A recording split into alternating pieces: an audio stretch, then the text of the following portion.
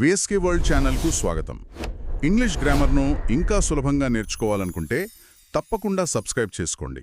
సరే, ఈరోజు మన ముందు ఒక ఆసక్తికరమైన ఛాలెంజ్ ఉంది. పోటీ పరీక్షల కోసం తయారు చేసిన ఒక English grammar test paper. Topic వచ్చి ప్రిపోజిషన్స్. ఇందులో మొత్తం 50 వాక్యాలున్నాయి. ప్రతిదాంట్లో ఒక ప్రిపోజిషన్ తప్పుగా వాడారని అంటున్నారు. అంటే కొన్ని వాక్యాల్లో తప్పు లేకపోవచ్చు కూడా. కాంపిటీటివ్ పరీక్షల్లో ఇదొక సాధారణమైన ట్రిక్. సరిగ్గా చెప్పారు. మన లక్ష్యం కేవలం తప్పును సరిదిద్దడం కాదు. ఈ 50 వాక్యాల ప్రయాణంలో ప్రిపోజిషన్స్ వెనకున్న తర్కాన్ని, సాధారణంగా మనం ఎక్కడ పొరపాట్లు చేస్తామో ఆ నమూనాలను పట్టుకోవడం. దీన్ని ఒక గ్రామర్ పాఠంలా కాకుండా ఒక డిటెక్టివ్ ఇన్వెస్టిగేషన్లా చేద్దాం. ప్రతి వాక్యం ఒక క్లూ. సిద్ధమా? ఖచ్చితంగా. మొదటి క్లూతో మొదలు పెడదాం. ఓకే, మొదటి వాక్యం. He's married with a highly educated woman. చాలామంది మాట్లాడేటప్పుడు ఇలాగే అంటారు కదా, మ్యారీడ్ విత్ అని. వినడానికి కూడా సహజంగానే ఉంది. ఆ వినడానికి సహజంగా ఉన్న ప్రతిదీ వ్యాకరణపరంగా సరైనది కాదు. ఇక్కడే మొదటి తప్పు దొరికింది. మ్యారీడ్ అనే పదం తర్వాత ఎవరిని పెళ్లి చేసుకున్నారో చెప్పేటప్పుడు ఎప్పుడూ టు అనే ప్రెపోజిషన్ మాత్రమే వాడాలి. అంటే విత్ కాదు. విత్ కాదు. అంటే సరైన వాక్యం he's married to a highly educated woman. ఎందుకని? దీని వెనకేదైనా లాజిక్ ఉందా? దీనికి బలమైన తర్కం కంటే భాషా వాడుక అంటే యూసేజ్ అనేదే ముఖ్యం. మ్యారీడ్ టు అనేది ఒక స్థిరపడిన పదబంధం, ఒక ఫిక్స్డ్ ఫ్రేజ్ అనమాట. దాన్ని మనం మార్చలేం. అర్థమైంది. ఇక రెండో వాక్యం చూద్దాం. She insisted to paying the full amount. ఇక్కడ ఇన్సిస్టెడ్ టూలో ఏదో తేడాగా అనిపిస్తోంది. మీ అనుమానం నిజమే. ఇన్సిస్ట్ అనే క్రియ తర్వాత ఎప్పుడూ ఆన్ వాడాలి. ముఖ్యంగా దాని తర్వాత ఒక జెరెండ్ అంటే మీరు చెప్పినట్లు verb plus ING form. Paying అని వచ్చినప్పుడు ఖచ్చితంగా ఆన్ రావాలి. Oh, she insisted on paying. అవును, షీ ఇన్సిస్టెడ్ ఆన్ పేయింగ్. అంటే ఒక పని చేయాలని పట్టుబట్టినప్పుడు ఇన్సిస్ట్స్ ఆన్ డూయింగ్ సంథింగ్ అంటాం. ఓకే, ఇది గుర్తుంటుంది. మూడవ వాక్యం. He is senior than all his colleagues. ఇది చాలా కామన్ తప్పు అనుకుంటా. ధ్యాన్ అనేది పోలికకు వాడతాం కదా. అవును, కానీ ఇక్కడొక ముఖ్యమైన మినహాయింపుంది. Senior, junior, superior, inferior, prior ఇలా ఐఓఆర్తో ముగిసే ఈ పదాలన్నీ లాటిన్ భాష నుండి నేరుగా ఇంగ్లీష్లోకి వచ్చాయి. లాటిన్ నుంచా? అవును, వీటిని లాటిన్ కంపారిటివ్స్ అంటారు. లాటిన్లో పోలికకు టు వాడతారు. ఆ వారసత్వం ఇంగ్లీష్లోనూ కొనసాగుతోంది. అందుకే సీనియర్ టు, సుపీరియర్ టు అంటాము, సీనియర్ ధ్యాన్ కాదు. వావ్, ఇది చాలా ఆసక్తికరంగా ఉంది. కేవలం నియమం కాకుండా దాని వెనుకొక కథ ఉంది. సో ఐఓఆర్ కనిపిస్తే టు గుర్తుపెట్టుకోవాలి. మంచి చిట్కా. ఇక నాలుగోది. The teacher discussed about the new syllabus. ఇది బహుశా ఈ లిస్ట్లో అత్యంత సాధారణమైన తప్పు. డిస్కస్ అనే పదంలోనే అబౌట్ అనే అర్థం ఇమిలి ఉంది. డిస్కస్ అంటేనే టాక్ అబౌట్. ఓ, కాబట్టి మళ్ళీ అబౌట్ వాడటం అనవసరం. దాన్ని సూపర్ఫ్లూయస్ అంటారు. అంటే the teacher discuss the new syllabus అంటే సరిపోతుంది. డిస్కస్ అబౌట్ అంటే టాక్ అబౌట్ అన్నట్టు డబుల్ మీనింగ్ వస్తుంది. లాజికల్గా ఉంది. ఐదో వాక్యం. She entered into the examination hall. ఇది అలాంటిదే. ఒక ప్రదేశంలోకి భౌతికంగా ప్రవేశిస్తున్నప్పుడు ఎంటర్ తర్వాత ప్రిపోజిషన్ అవసరం లేదు. She entered the examination hall అంతే. అయితే ఎంటర్ ఇంటూ ఎప్పుడు వాడాలి? మంచి ప్రశ్న. ఎంటర్ ఇంటూ ఎన్ అగ్రీమెంట్ లేదా ఎంటర్ ఇంటూ ఎ డిస్కషన్ వంటి సందర్భాలలో వాడవచ్చు. అక్కడ ప్రవేశించడమని కాకుండా ప్రారంభించడం అనే అర్థం వస్తోంది. భౌతిక ప్రవేశానికి ప్రిపోజిషన్ లేదు, కానీ ఒక అబ్స్ట్రాక్ట్ స్థితిలోకి ప్రవేశించడానికి ఇంటూ వాడొచ్చు. క్లియర్. ఆరవది. He ordered for 2 cups of tea. ఇది కూడా డిస్కస్ అబౌట్ లాంటిదేనా? ఖచ్చితంగా. ఆర్డర్ తర్వాత కూడా ఫర్ అవసరం లేదు. He ordered 2 cups of tea అని చెప్తే సరిపోతుంది. డిస్కస్, ఎంటర్, ఆర్డర్ ఈ మూడు ఒకే కోవకు చెందినవి. వీటిని ట్రాన్సిటివ్ వర్బ్స్ అంటారు. వాటికి నేరుగా ఆబ్జెక్ట్ వస్తుంది. చూశారా, మనం నమూనాలను గుర్తించడం మొదలుపెట్టాం. ఏడవది. The accused was charged of corruption. నేరారోపణ గురించి. ఇది చార్జ్డ్ ఆఫ్ సరైనదేనా? కాదు. ఒక నేరంతో అభియోగం మోపినప్పుడు చార్జ్డ్ విత్ అనాలి. ఇది న్యాయపరమైన భాషలో ఒక స్థిరమైన ప్రయోగం. Charged with murder, charged with corruption. Okay, charged with గుర్తుంచుకుంటాను. 8వ వాక్యం, he is good in English but weak at maths. ఇందులో 2 భాగాలున్నాయి, good in English, weak at maths. ఇక్కడ ఒక చిన్న మార్పుంది. ఒక సబ్జెక్ట్లో లేదా నైపుణ్యం గురించి చెప్పేటప్పుడు గుడ్ యాట్ అంటారు. At Anu good at. కానీ బలహీనంగా ఉన్నారని చెప్పడానికి వీక్ ఇన్ వాడడం సరైనదే. కాబట్టి తప్పు మొదటి భాగంలో ఉంది. He is good at English but weak in maths అనేది సరైన వాక్యం. అరే, ఇది కొంచెం ట్రిక్కీగా ఉంది. Good at, weak in. Okay, 9వ వాక్యం చూద్దాం. She is angry at her younger brother. ఇక్కడ కోపం ఎవరి మీద ఉంది అనేది ముఖ్యం. ఒక వ్యక్తి మీద కోపంగా ఉన్నప్పుడు యాంగ్రీ విత్ అంటాం. అదే ఒక విషయం, వస్తువు లేదా పరిస్థితి మీద కోపంగా ఉంటే యాంగ్రీ యాట్ అంటాం. ఉదాహరణకు, I'm angry at the traffic. ఆహా, ఇక్కడ తమ్ముడు వ్యక్తి కాబట్టి angry with her younger brother అనాలి. వ్యక్తులకు విత్, వస్తువులకు, విషయాలకు యాట్. ఇది చాలా ఉపయోగపడే నియమం. ఇక 10వ వాక్యం, the child is suffering with high fever. ఇది చాలా సులభం. అనారోగ్యం గురించి చెప్పేటప్పుడు ఎప్పుడూ సఫరింగ్ ఫ్రమ్ వాడాలి. ఇది మనం స్కూల్లో లీవ్ లెటర్ రాసినప్పుడు నుండి నేర్చుకుంటున్నదే. Suffering from fever. అవును, నిజమే. సరే, మొదటి 10 వాక్యాలు పూర్తయ్యాయి. కొన్ని తెలిసినవే, కొన్ని కొత్తవి నేర్చుకున్నాం. ఇక తరువాతి 10 వాక్యాల వైపు వెడదాం. 11వది, he requested for immediate leave. నాకు తెలిసి ఇది మనం ఇంతకుముందు చర్చించిన నమూనా లాంటిదే. అవును, డిస్కస్, ఆర్డర్ లాగే రిక్వెస్ట్ తర్వాత కూడా ప్రిపోజిషన్ అవసరం లేదు. హీ రిక్వెస్టెడ్ ఇమ్మీడియట్ లీవ్ అంతే. మళ్ళీ అదే ట్రాప్. 12వది, the judge acquitted him from the charge. అంటే నేరం నుండి విముక్తి చేయడం. ఫ్రమ్ సరైనదేనా? కాదు. న్యాయపరమైన భాషలో నిర్దోషిగా విడుదల చేసినప్పుడు అక్విటెడ్ ఆఫ్ ద చార్జ్ అంటారు. అక్విటెడ్ ఆఫ్ అనేది సరైన పదబంధం. 13వది, he is proud for his achievements. Proud for అని నేనెప్పుడూ వినలేదు. ప్రౌడ్ ఆఫ్ అనే అంటాం కదా. ఖచ్చితంగా. ప్రౌడ్ తర్వాత ఎప్పుడూ ఆఫ్ వస్తుంది. ఇదొక ఫిక్స్డ్ ప్రిపోజిషన్. ఎలాంటి సందేహం లేదు. He is proud of his achievements. Okay, ఇది స్ట్రెయిట్ ఫార్వర్డ్. 14వ వాక్యం, she is afraid from speaking the truth. భయానికి ఫ్రమ్ వాడతారా? వాడరు. భయాన్ని సూచించడానికి అఫ్రేడ్ ఆఫ్ వాడాలి. Afraid of heights, afraid of the dark, అలాగే అఫ్రేడ్ ఆఫ్ స్పీకింగ్. ఫ్రమ్ ఇక్కడ తప్పు. సరే, 15వ వాక్యం కొంచెం పెద్దగా ఉంది. He's popular among the students for his kindness. ఇందులో తప్పెక్కడుంది? పాపులర్ అమంగ్ సరైనదే అనిపిస్తోంది. మీ పరిశీలన సరైనదే. చాలా మందిలో ప్రసిద్ధి అని చెప్పడానికి పాప్యులర్ అమంగ్ వాడతారు. అది కరెక్టే. నిజంగానా? ఆమ్. కొన్నిసార్లు పాప్యులర్ విత్ అని కూడా వాడతారు. అది కూడా కరెక్టే. ఈ సోర్స్ ప్రకారం ఈ వాక్యంలో ఎటువంటి తప్పులేదు. ఇదొక నో ఎర్రర్ క్వశ్చన్. ఆహా, మొదటి నో ఎర్రర్ వాక్యం దొరికింది. అంటే మనల్ని తికమక పెట్టడానికే ఇలా ఇస్తారు. 16వది, he congratulated her for her success. ఇది నేను కూడా చాలాసార్లు చేసే తప్పు. ఫర్ హర్ సక్సెస్ అనేస్తాను. చాలామంది చేస్తారు. కానీ కంగ్రాచ్యులేట్ అనే క్రియ తర్వాత ఎప్పుడో ఆన్ వాడాలి. He congratulated her on her success. విజయం సాధించినందుకు అభినందనలు చెప్పేటప్పుడు ఆన్ వస్తుంది. 17వది, the train is bound to Hyderabad. ఇది స్టేషన్లలో అనౌన్స్మెంట్లలో వింటూ ఉంటాం. నిజమే. కాని అక్కడ కూడా కొన్నిసార్లు తప్పుగా అనౌన్స్ చేస్తుంటారు. ఒక గమ్యస్థానానికి వెళ్లేటప్పుడు బౌండ్ ఫార్ అనాలి. This train is bound for Hyderabad. Bound to అంటే? బౌండ్ టు అంటే అర్థం పూర్తిగా మారిపోతోంది. It is bound to happen అంటే అది జరగడం ఖాయం అని. ఓహ్, చాలా పెద్ద తేడా ఉంది. గమ్యమైతే ఫర్, ఖాయమైతే టు.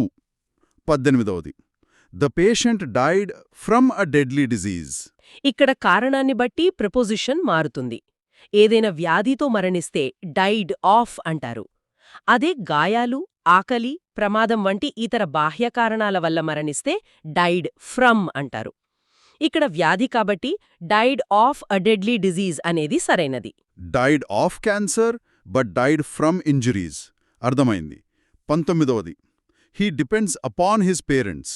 డిపెండ్స్ ఆన్ అంటాం కదా, అపాన్ తప్పంటారా? కాదు. డిపెండ్స్ ఆన్ మరియు డిపెండ్స్ అపాన్ రెండూ సరైనవే. అపాన్ అనేది ఆన్ కన్నా కొంచెం ఫార్మల్, పాతకాలం నాటి ప్రయోగం. కాని వ్యాకరణపరంగా తప్పు కాదు. అంటే ఇది కూడా నో ఎర్రర్ వాక్యం అన్నమాట. అవును, ఇది రెండోది. సరే, 20వ వాక్యం.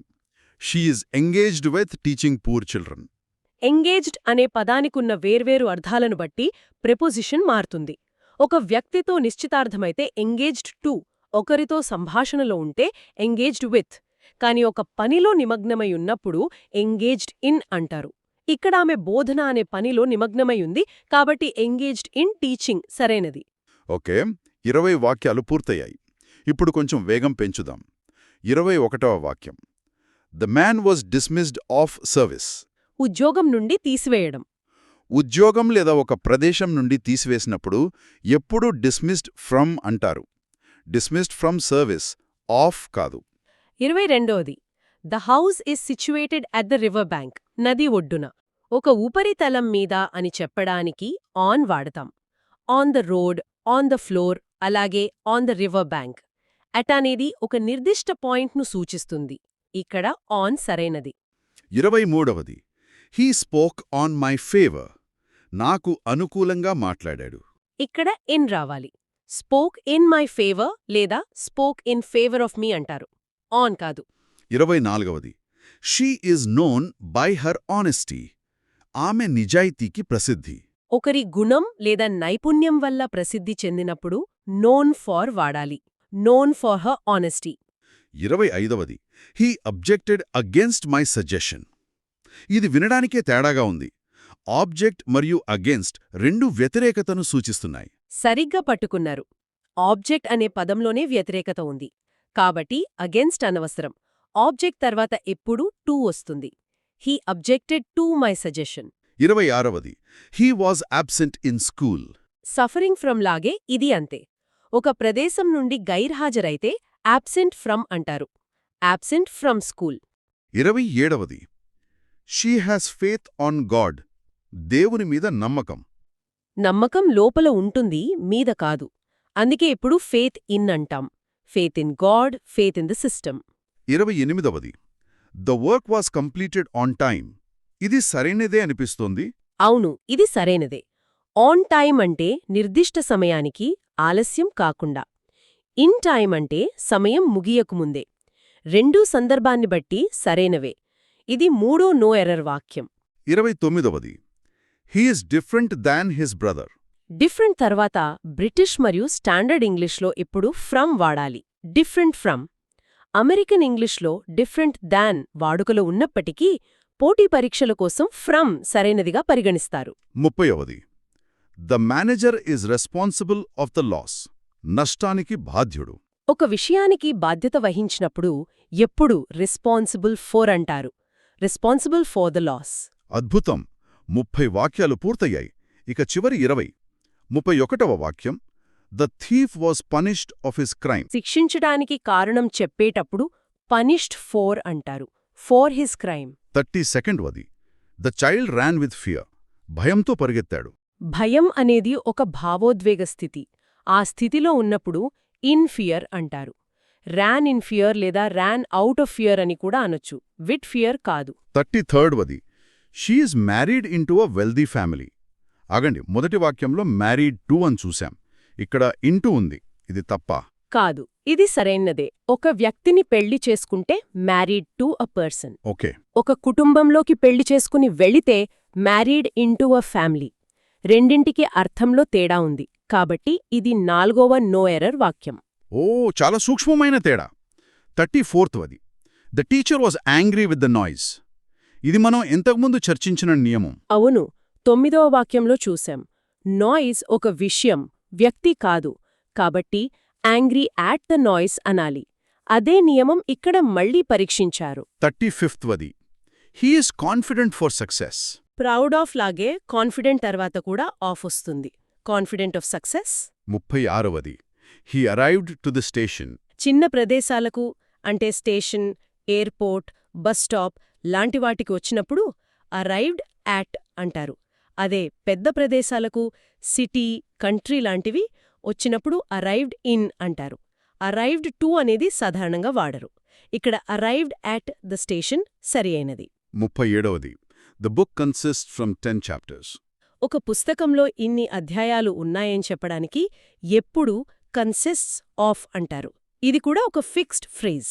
38వది she is addicted for social media. దేనికైనా బానిస అయితే అడిక్టెడ్ టు అంటాం.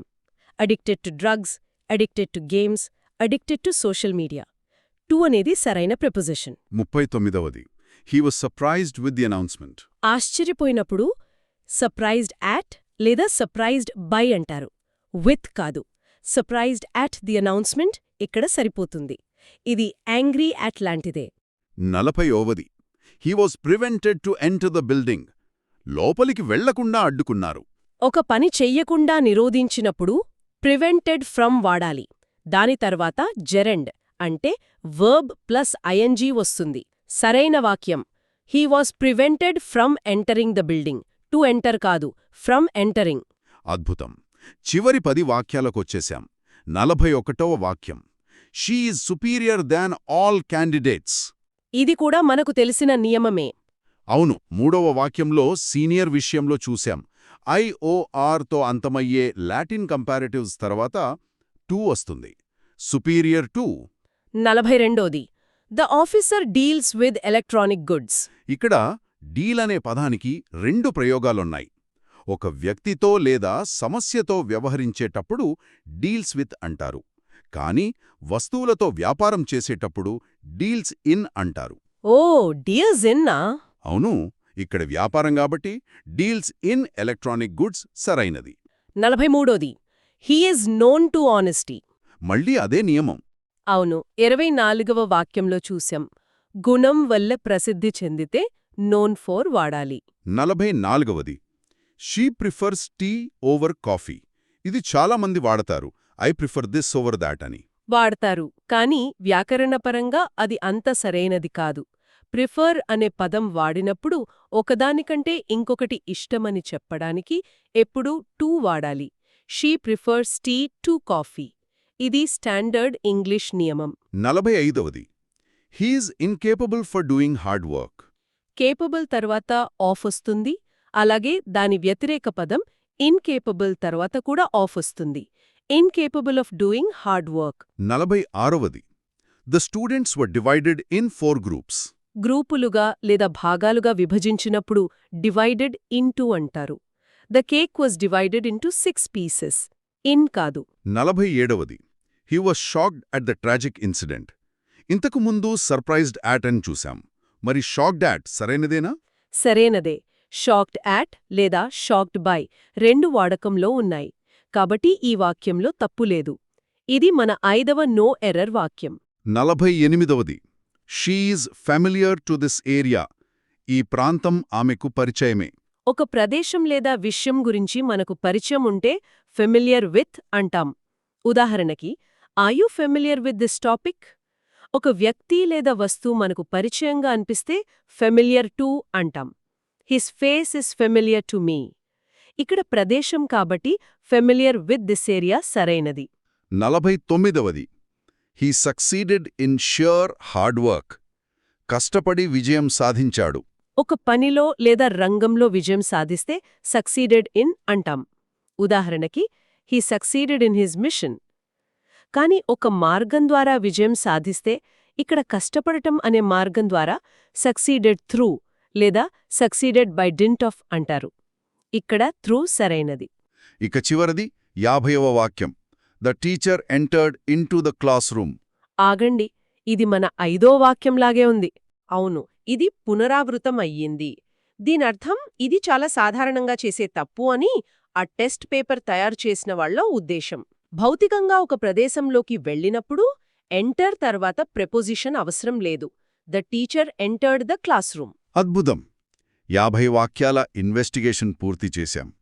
ఈ విశ్లేషణతో ప్రిపోజిషన్స్ వాడకంలో ఎంత శ్రద్ధ అవసరమో, చిన్న చిన్న పదాలు అర్థాన్ని ఎలా మార్చేస్తాయో స్పష్టంగా అర్థమవుతోంది.